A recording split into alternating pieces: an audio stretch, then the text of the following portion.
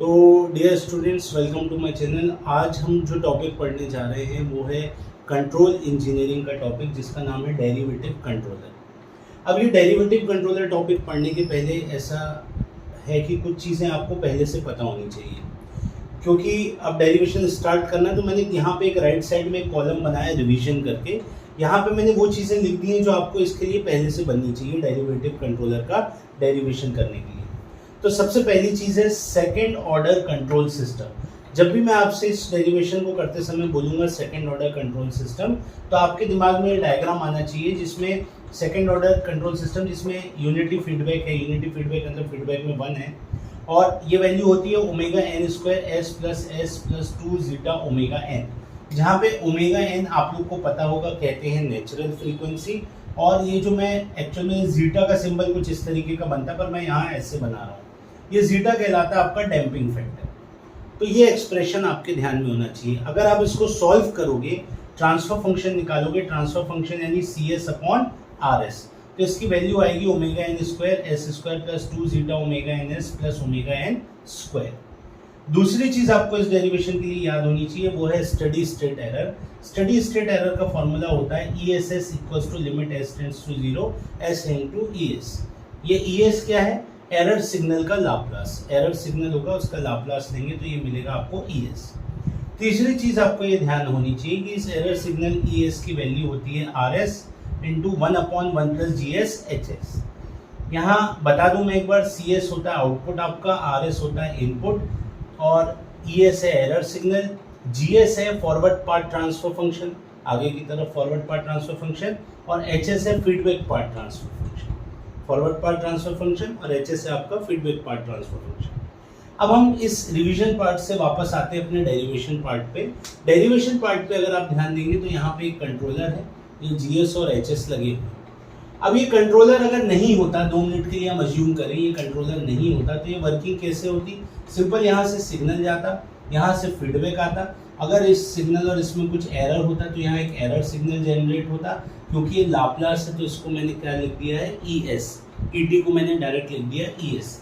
और अगर एरर होता, यहाँ पे एरर होता तो यहाँ पे फिर हम एक कंट्रोलर डिवाइस लगाते, कंट्रोलर लगाते यहाँ पे, और उस एरर को रिमूव करते। और उस एरर को रिमूव करने के बाद जो एक्चुअल सिग्नल मिलता ई एस, कंट्रोल एक्शन के बाद जो सिग्नल मिलता उसको कहते हैं E A S, error signal E S, और ये कहलाता है ई ए एस। ए का मतलब है एक्चुएटिंग सिग्नल या फंक्शन, एक्चुएटिंग सिग्नल या फंक्शन। एक्चुएटिंग फंक्शन से मेरा मतलब यहाँ पे ये है कि आप इसको ऐसा समझ सकते हो कि कंट्रोल एक्शन के बाद जो सिग्नल मॉडिफाई हो गया, मॉडिफाइड फंक्शन भी आप इसको ऐसा सिंपल लैंग्वेज में समझ सकते हो। अब हम ये डेरिवेशन इसका स्टार्ट करते हैं। इसमें हम इसका कैलकुलेट करेंगे डैम्पिंग फैक्टर का variation, with feedback, without feedback, और स्टडी स्टेट एरर के कैलकुलेशंस करेंगे। ये इसका पूरा कंप्लीट डेरिवेशन है। तो मैं इसको स्टार्ट करता हूँ। तो इसमें आप देखिए एरर सिग्नल जो है आपका ई टी, ये रिप्रेजेंट होता है E T is equals to आपका यहाँ जो actuating signal, actuating signal E A T, वो रिप्रेजेंट होता है E A T equals to E T plus of derivative of E T upon D T, और यहाँ एक कांस्टेंट आता है टी डी। इस टी डी को कहते हैं डेरिवेटिव कांस्टेंट, इस टी डी को कहते हैं डेरिवेटिव कांस्टेंट। अब यहाँ ध्यान देने वाली बात ये है कि अगर यही डेरिवेशन हम पढ़ रहे होते इंटीग्रल कंट्रोलर, डेरिवेटिव कंट्रोलर के बाद एक टॉपिक और इंटीग्रल कंट्रोलर, तो यहाँ टी आई आ जाता है इंटीग्रल कांस्टेंट, और डेरिवेटिव की जगह यहाँ पे आ जाता है इंटीग्रेशन का साइन। अब इसको क्योंकि लाप्लास में कन्वर्ट करना है, क्योंकि हमारा फंक्शन किस में है? लाप्लास में। तो अगर आप इसका लाप्लास लोगे तो E A S equals to E S plus of T D, और इनिशियल कंडीशन 0 हो तो आपको पता है T by D T equals to S लिख सकते हो डायरेक्टली। तो ये हो जाएगा एस इंटू ई एस। यहाँ से ई ए एस की वैल्यू आपको मिलेगी, ई एस कॉमन ले लो, ये आ जाएगा 1 plus of S T D.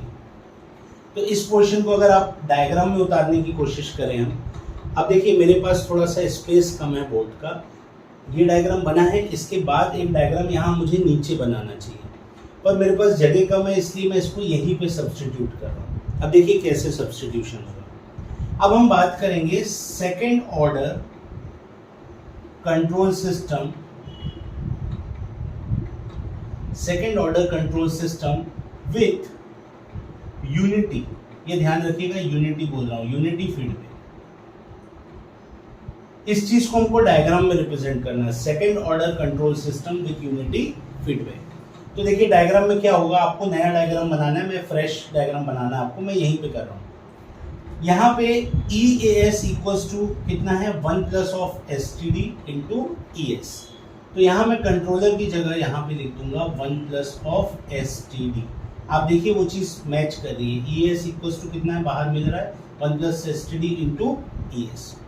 दूसरी चीज ये सेकेंड ऑर्डर लिखा है, तो आपको मैं बता चुका हूँ सेकेंड ऑर्डर कंट्रोल सिस्टम में ये आपका वैल्यू आएगी फॉरवर्ड पाथ GS कितना है, फॉरवर्ड पाथ गेन ये है। तो यहाँ GS की जगह मैं मेंशन कर दूंगा omega n square upon S into S plus 2 zeta omega n। यहाँ से अब क्योंकि ये यूनिटी फीडबैक है तो यहाँ HS की वैल्यू आपकी क्या हो जाएगी, यहाँ पे HS की वैल्यू हो जाएगी 1। तो ये डायग्राम आपका यहाँ नीचे बनेगा। कुछ नहीं किया है, एक्चुएटिंग सिग्नल की वैल्यू से ये पुट कर दिया, यहाँ सेकंड ऑर्डर का फंक्शन पुट कर दिया और यूनिटी फीडबैक है इसलिए यहाँ पे क्या लिख दिया 1। आप इसका स्क्रीनशॉट भी ले सकते हैं, मैं इसको रब कर रहा हूँ यहाँ। अब हम इसको सॉल्व करेंगे, इस पूरे एक्सप्रेशन को सॉल्व करेंगे, इस पूरी वैल्यू को निकालेंगे। तो इसको निकालने के पहले अब क्योंकि ये दो ब्लॉक्स आपस में प्रोडक्ट में हैं, फिर से मैं यहीं पे चेंजेस कर दे रहा हूँ, यहीं पे चेंजेस कर दे रहा हूँ। आप चाहें तो नया डायग्राम बना सकते हैं। ये दोनों ब्लॉक आपस में क्या हो जाएंगे, ब्लॉक डायग्राम रूल से आपस में मल्टीप्लाई हो जाएंगे, मतलब ये एक सिंगल ब्लॉक बन जाएगा कुछ इस तरीके का, ये सिंगल ब्लॉक बन जाएगा और ये 1 प्लस STD यहाँ मल्टीप्लाई हो जाएगा। तो स्टूडेंट्स ये हो गया आपका GS कंप्लीट, जो GS है फॉरवर्ड पाथ, और HS की जगह कितना हो गया आपका 1। अब हमें इसका ट्रांसफर फंक्शन निकालना है, तो ट्रांसफर फंक्शन का फॉर्मूला हमको पता है CS/RS equals to GS upon 1 plus GS/HS। ये ट्रांसफर फंक्शन का फॉर्मूला होता है GS अपॉन 1 प्लस GS/HS। तो इस GS की वैल्यू आपको पता है कितनी है 1 plus of STD omega n square upon S into S plus 2 zeta omega n, और इसकी वैल्यू कितनी है 1 प्लस GS/HS। तो 1 प्लस GS/HS की जगह लिख देंगे 1 plus STD omega n square upon आपका क्या आ जाएगा ये S into S plus 2 zeta omega n। HS की जगह यहाँ पे हम लिख देंगे 1। यहाँ तक आप मेरे ख्याल से पहुँच गए होंगे। अब इसके आगे हम इसको थोड़ा सॉल्व करते हैं। इसको अगर सॉल्व करेंगे तो ऊपर का numerator 1 plus STD omega n square upon ये जो लिखा है S into S plus 2 zeta omega n ऐसे ही रहेगा। यहाँ मैं LCM ले लूँगा, यहाँ मैं LCM ले लूँगा, तो ये हो जाएगा आपका S into S plus 2 zeta omega n, ये 1 से मल्टीप्लाई हो गया, plus 1 plus STD omega n square, और डिनोमिनेटर में आपकी वैल्यू आ जाएगी S into S plus 2 zeta omega n।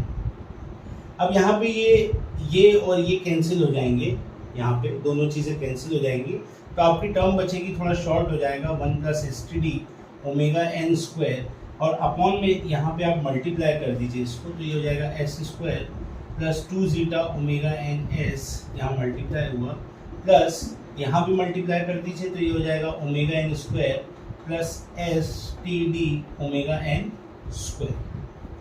अब हम इसको एक थोड़ा स्टैंडर्ड फॉर्म में रिड्यूस कर लेंगे, इसको हम कर लेंगे 1 plus STD omega n square upon में S स्क्वायर प्लस ये वाला S और यहाँ वाला S, इसको कॉमन लेके एक टर्म बना सकते हैं, ये हो जाएगा 2 zeta omega n plus of TD omega n square into S, और बचा क्या plus of omega n square. तो ये वैल्यू आ गई हमारी CS अपॉन RS। ये वैल्यू अभी हमारी किस चीज़ की आई, CS अपॉन RS।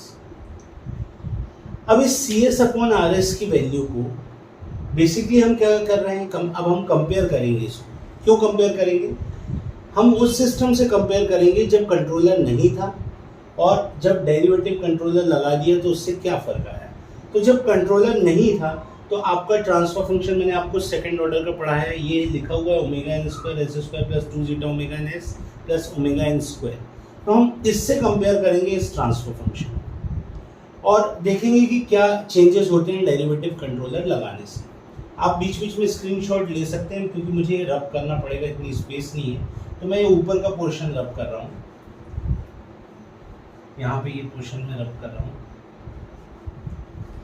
अब इसको कंपेयर करना है इससे, तो इसको इस फॉर्म में लाना। अब देखिए, इसको कंपेयर करना है इस एक्सप्रेशन से। ये हमने डेरिवेटिव कंट्रोलर के साथ एक्सप्रेशन निकाला और ये विदाउट कंट्रोलर है।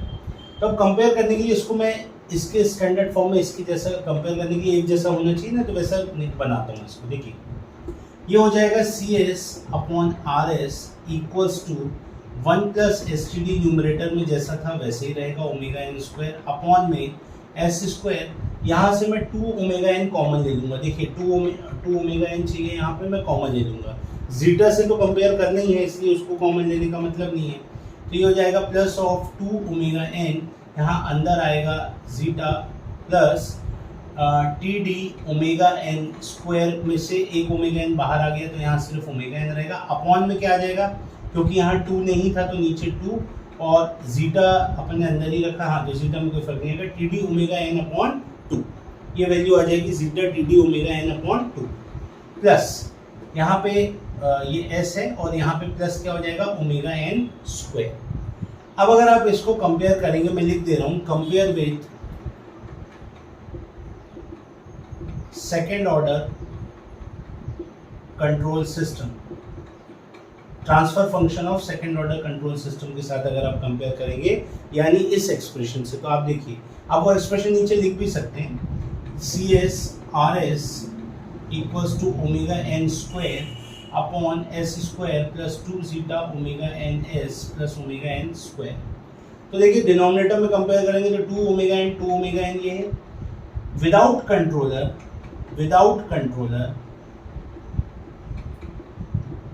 कंट्रोलर जीटा यहाँ पे ये लिखा है मैंने, और विद कंट्रोलर कौन सा controller, derivative controller. With controller यहाँ पे जीटा की जगह क्या आ गया, zeta plus TD omega N by 2, जीटा plus TD omega N by 2। तो हम ये कह सकते हैं, इसको कंक्लूड कर सकते हैं कि विदाउट कंट्रोलर अगर जीटा है तो विथ डेरिवेटिव कंट्रोलर जीटा की वैल्यू इंक्रीज हो रही है। प्लस साइन है ना, मतलब इंक्रीज हो रही है, यानी जीटा इंक्रीज हो रहा है। ये इसका कंक्लूजन। अब इस कंक्लूजन से क्या मतलब निकलता है, अगर जीटा इंक्रीज हो रहा है तो उससे क्या फर्क पड़ेगा। तो अगर आप लोग इस टॉपिक को पढ़ा रहे हो, तो अभी आपने जैसे कई टॉपिक पढ़ लिए होंगे, जैसे मैक्सिमम ओवरशूट। अब मैक्सिमम ओवरशूट का फॉर्मूला होता है MP equals to e to the minus zeta pi upon √1 minus zeta square, इस तरीके से। तो अगर जीटा की वैल्यू इंक्रीज होगी तो इसका मतलब क्या होगा, ओवरशूट डिक्रीज होगी। अब एक बार कंपेयर करके देखना, ओवरशूट क्या होगी, कम हो जाएगी। तो ये अच्छा पॉइंट है, डेरिवेटिव कंट्रोलर यूज करने से क्या हुआ, मैक्सिमम ओवरशूट डिक्रीज हो गई। अब यहाँ मेरा टॉपिक पढ़ाने का मैक्सिमम ओवरशूट नहीं है, इसलिए मैं उसमें डिटेल में नहीं जाऊँगा, लेकिन बेनिफिट क्या मिला डेरिवेटिव कंट्रोलर यूज करने से, ओवरशूट डिक्रीज हो गई। इसी तरह आप इसका इफेक्ट स्टडी, सेटलिंग टाइम और बहुत सी सारी चीज़ों पे निकाल सकते हैं। अब मैं आगे चलता हूँ इसको, ये एक पार्ट हो गया डेरिवेशन का, यहाँ हमने इसका जीटा का कंपैरिजन देख लिया। अब हम दूसरे पार्ट पे जाएंगे, और दूसरा पार्ट है हमारा स्टेडी स्टेट एरर कैलकुलेशन। अब हमें स्टेडी स्टेट एरर निकालना है। स्टेडी स्टेट एरर, भाई एरर में क्या चेंजेस आते हैं, स्टेडी स्टेट एरर। अब स्टेडी स्टेट एरर का फॉर्मूला हम पढ़ चुके हैं, ESS equals to limit S tends to 0 S into ES, ये आपको बताया था, S इंटू ES। और इस ES की जगह हम लिख सकते हैं लिमिट S टेंड्स टू 0, यहाँ पे हो जाएगा S। ES की जगह पे मैं क्या लिख सकता हूँ, ये नीचे लिखा हुआ है RS input into 1/1 plus GS HS, put कर देते हैं वैल्यू, तो लिमिट। अब इसका कैलकुलेशन किसके लिए करना है, तो हम इसका कैलकुलेशन RS मतलब इनपुट है, तो हम इसका कैलकुलेशन करते हैं फॉर यूनिट स्टेप इनपुट। किसके लिए करते हैं, यूनिट स्टेप इनपुट, यानी यूटी के लिए। यूनिट स्टेप इनपुट के लिए यहां तक हम आ गए। अब इसके बाद यहाँ RS का मतलब होता है इनपुट, तो चलिए इसका कंपेयर करते हैं। For ramp input, for ramp input. Ramp input का मतलब क्या होता है, R T equals to T और आर एस कितना हो जाता है 1/s²। आर एस की वैल्यू कितनी होती है, उसका लाप्लास लोगे तो 1/s²। तो यहाँ ये एक्सप्रेशन हो जाएगा E S S equals to limit S tends to 0, ये एस बाहर है, आर एस की जगह कितना हो जाएगा 1/s² into 1/1 plus G S कितना है आपका 1 plus S T D omega N square और अपॉन में S into S plus 2 zeta omega N.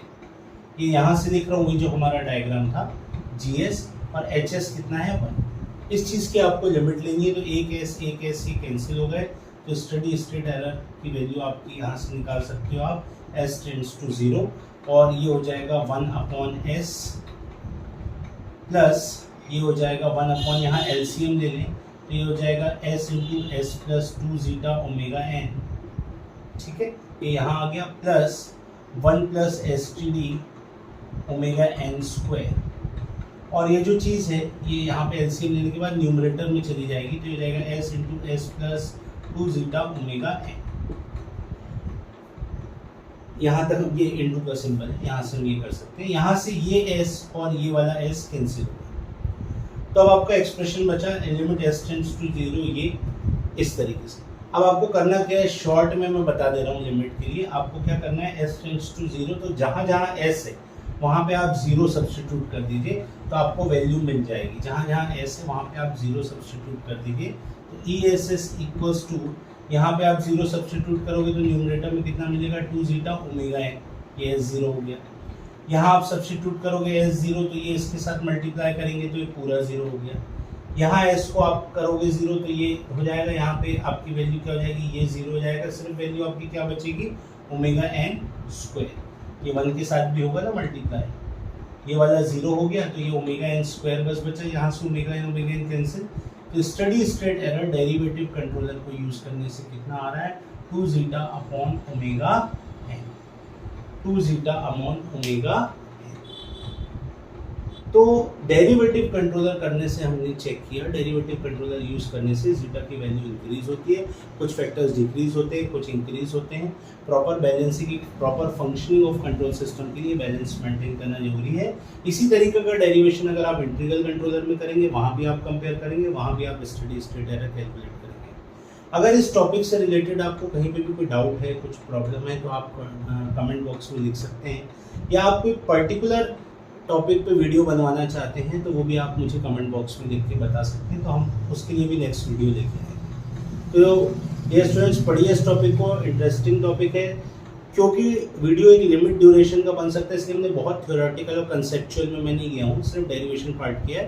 पर ये अच्छा टॉपिक है, इसकी थ्योरी भी आप पढ़िएगा, बहुत कई जगह मल्टीपल यूजेस हैं derivative controller. Thank you dear students.